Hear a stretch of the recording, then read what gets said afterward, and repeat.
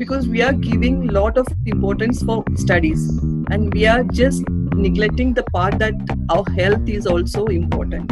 It's not that I'm saying all of kids have to come to sports. No, we have to play just for making us fit. Welcome to the Sports Biz Show. Today we have with us Mrs. Anju Bobby George, a woman who needs no introduction. As India's only medalist at the IAAF World Championships Paris 2003, a gold medalist in the IAAF World Athletics Finals Monaco 2005, and a remarkable consistent performer throughout her wonderful career, Anju Bobby George is among the country's most inspirational track and field stars. Currently, she is running the Anju Bobby Sports Foundation, which aims to train the next crop of athletes in track and field, and she's been appointed as the SVP of the Athletics Federation of India as well. Given the nature of our podcast covering the business and development of sports, we'll be discussing her current roles and how she plans to bring her athletic prowess to the administration in India. Let's dive into it. It's a pleasure to have you. Everybody knows you as a legendary athlete in India and worldwide. But a lesser discussed fact is your role across multiple development bodies of India. Recently, you were appointed as the SVP of the Athletics Federation of India. What were some of the roles and responsibilities that come with that? I was into many committees before also, and I was supporting Athletic Federation of India, Sports Authority of India, and Indian Olympic Association in various capacities. I'm still chairperson of Athletes Commission. So this is not anyway. This senior vice president post is something new because official. Otherwise, I was still there. You've also been running the Anju Bobby George Foundation for a very long time. And I think you were quick to transition after your athletic career to give that back to the next generation of athletes. During the pandemic, everything has come to a stop, and this is right before the Olympics. How is the academy coping up with this situation and providing the best to the next generation? Anju Bobby Sports Foundation, we started in 2015, and there are 14 girl kids are there in our academy. Our track and everything is just getting ready. So it will take another 5-6 months or 7-8 months for our own thing. So for the time being, athletes are there in Sports Authority of India, SAI, Bangalore, and they are training there. But during this pandemic, most of the kids, other than one kid, everyone was back to their home. But we were training them through this WhatsApp calls and WhatsApp videos, and it was a new experience for us and for them because everyone was in a standstill position all of a sudden, and no idea what to do, but we find a way how we can do, and this WhatsApp helped us a lot.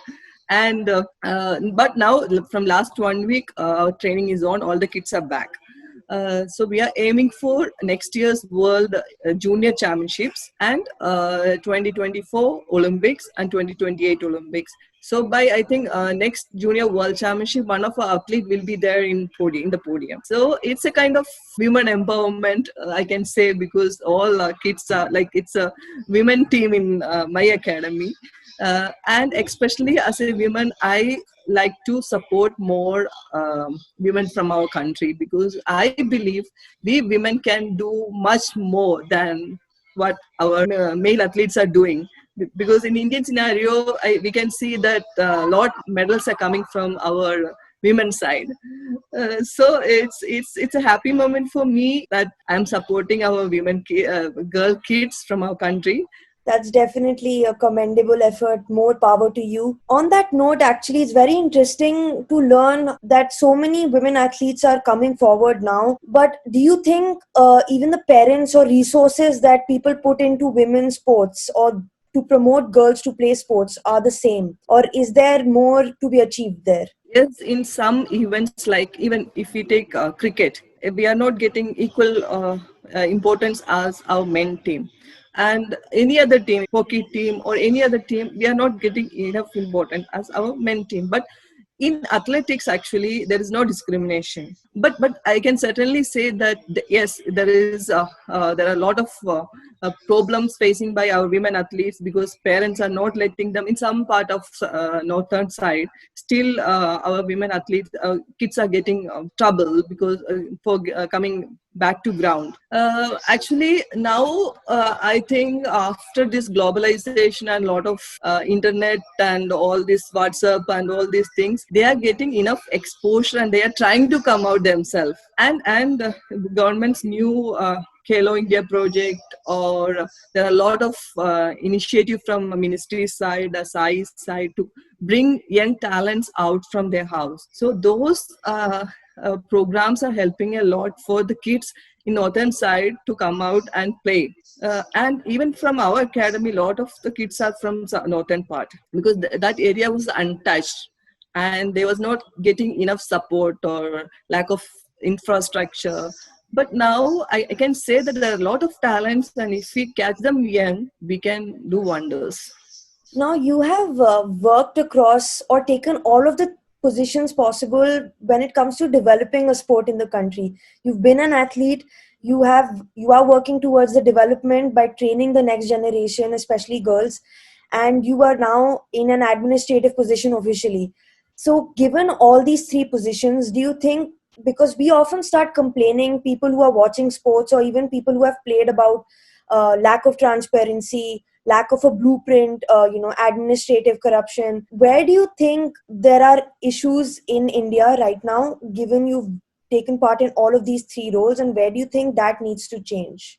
So I think there is no depth of talent in our country, but why we are sitting back, or why we are lacking, or what we are lacking, actually the coordination between the authorities and the athletes, and the infrastructure. Actually, we are developing a lot, but that is not the issue. And I think the correct management. We need a system actually. Here, like any other countries in US or Europe, we take, a lot of research is happening in sports, but in India nothing is happening. We are just relying what Americans are doing, or what Russians are doing, or what Chinese are doing, and we will be like years back. So it's not like only training and talent can do wonders. We need research, we need to be with the system, and we need to develop new things, and we need to find out. Even in athletics, every year the technique is changing, and what we are doing, we are just looking at Americans or any other Europeans, and then we are learning the things. So we are already back, we are already behind. But here we don't have a good doctor, sports medicine, or even for massage. There is no good course happening here, and we need to hire people from outside. So all these things, we need to do research in sports, and we need to develop a system. And because sports is a science. It's not like we have to go and play outside. It's not like if somebody is looking at a long jumper, it's just running and jumping, but it's not running and jumping. There are a lot of things involved in this.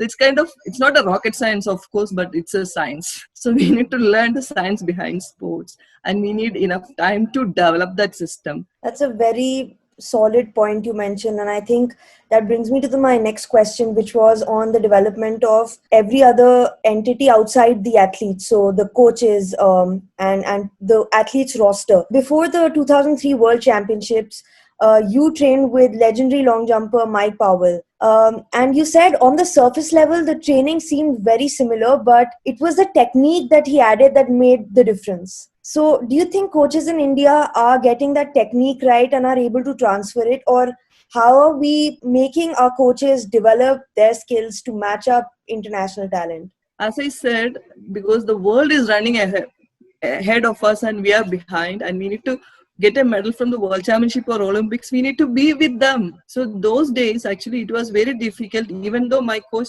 Bobby George, he's a well knowledgeable person, and he was developing new things for me. But still, we knew that the technique, what we need to do, is not with us, and we need to learn from somebody else. And that's why I went with Mike Powell. That was just a 2 months training in US, and we learned, actually they are masters in sprinting and jumps, Americans. So we learned. It was a quick training, this thing, but still we learned.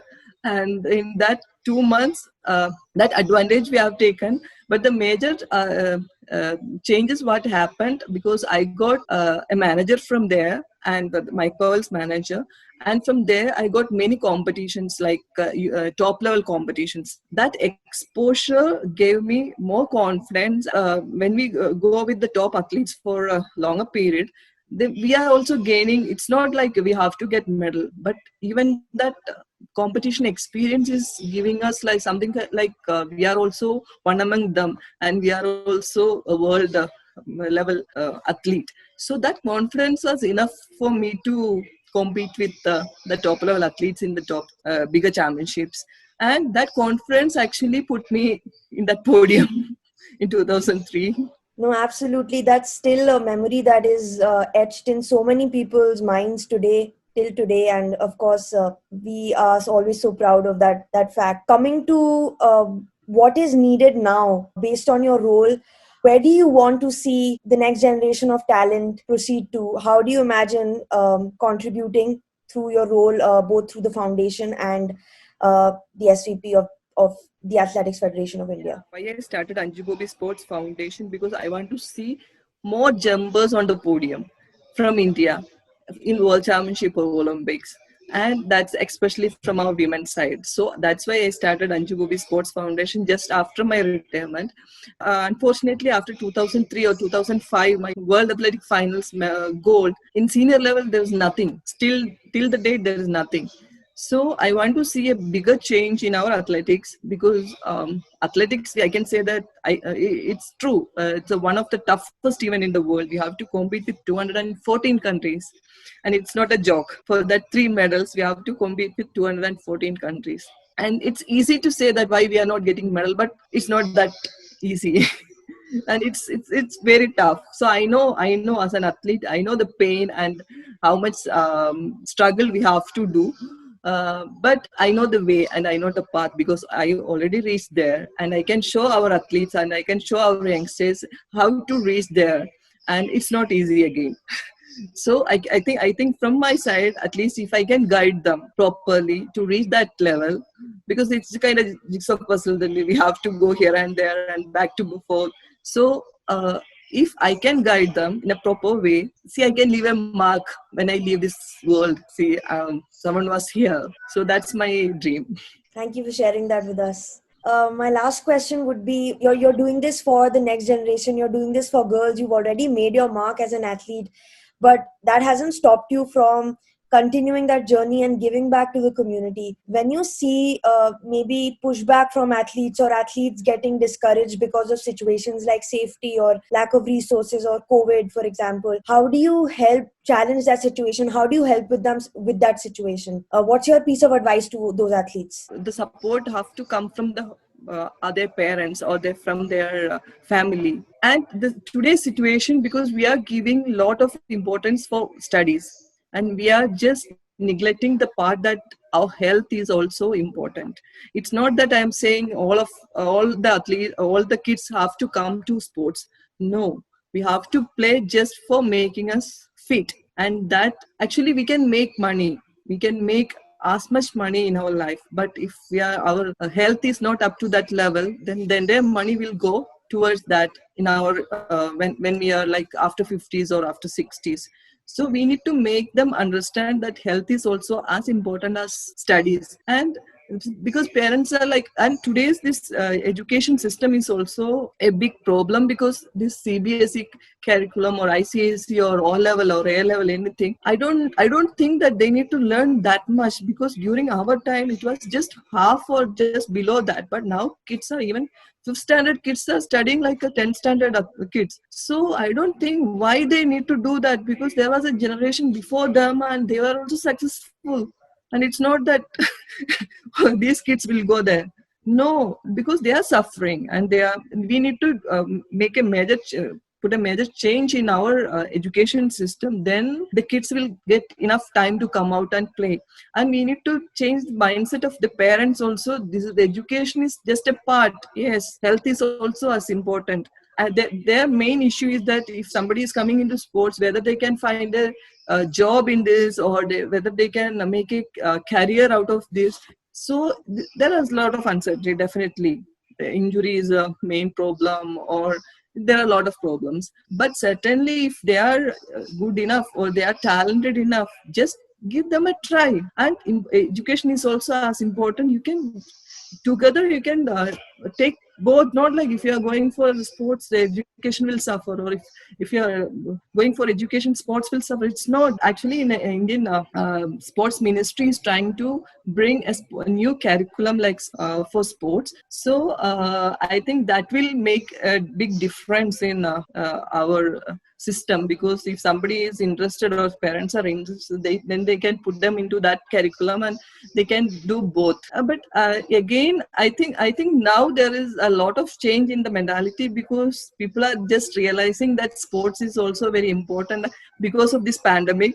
See, it's along with money. What is the ultimate thing? What we are aiming is money. See, along with money, we can get fame. We can make a lot of role models, and people will be looking at you and saying, "Oh, see, she or he did that much, or did this, they did for our country." See, it's a self pride. So we need to enjoy that. If somebody is talented enough, why we are sacrificing that for somebody else? See, it's not like parents have to decide for our kids. Yes, they can like support them, but it's not like they have to decide what they have to be in their future. Just support them and guide them. That's enough. That's very well said.